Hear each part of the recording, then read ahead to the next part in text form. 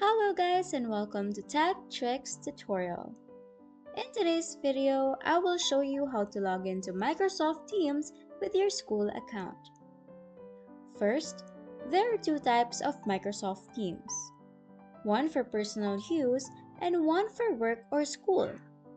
Make sure you have the work or school version installed. If you don't have it yet, here's what to do. Open your browser and search for Download Microsoft Teams. Click on the official Microsoft link to download the correct version. Once you've clicked Download, wait for the file to finish downloading.